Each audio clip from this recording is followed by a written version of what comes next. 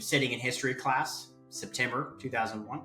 I distinctly remember that a teacher entered the classroom with a very somber look on her face and told our teacher something. And then we turned on the news. And like many of us that were alive and can remember that day, we saw the strike of the first airplane that hit the First World Trade Center. And then we saw ultimately the second strike live on the news. From there, I knew that I was going to dedicate myself to the military because I always knew I wanted to be a protector. 3 days after high school, I graduated. I was on yellow footprints on Parris Island. And then I served a decade on active duty and then continued that service throughout the reserves. And then transitioned out to start working into the civilian force.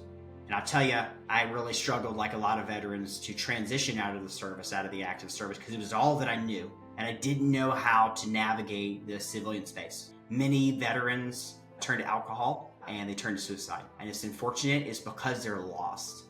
They don't know how to navigate this new space because they've been in this military space. They understood how to operate within that, whether it been 4 years or whether it's 20 years, 30 years.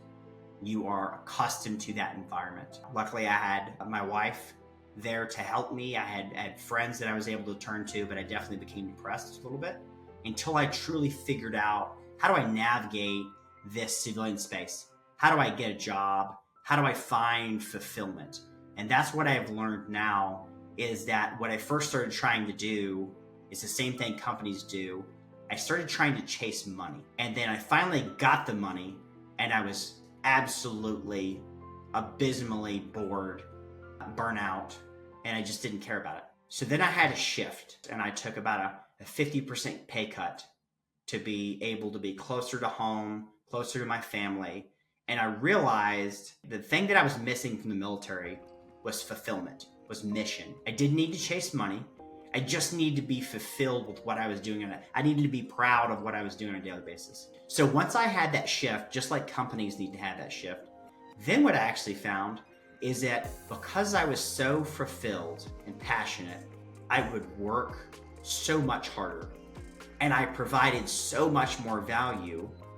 And then all of a sudden I was able to get jobs that paid exponentially more money. And it was for things that I loved to do because I had found out what was me. I had found out what fulfilled me after I left the service. That led me to government service. I did that for about 5.5, 6 years. And I realized that, again, I was not fulfilled. I knew I could do better. I knew that I was serving my former brothers and sisters, but I believed that potentially from industry, I could have a greater impact by providing them with capabilities. Luckily, I ran into a founder to the job and the company that I joined now. I currently work in an artificial intelligence company. I knew nothing about artificial intelligence when I got there. What did I do? I put my head down. I opened up information and knowledge. I absorbed that information and knowledge because I knew I needed to serve that mission. Don't chase money. Chase passion. Chase something that you love. You don't have to be scared. You just have to roll your sleeves up. I've realized now that you need to go in and you need to be able to create value for them. You need to show what you could do.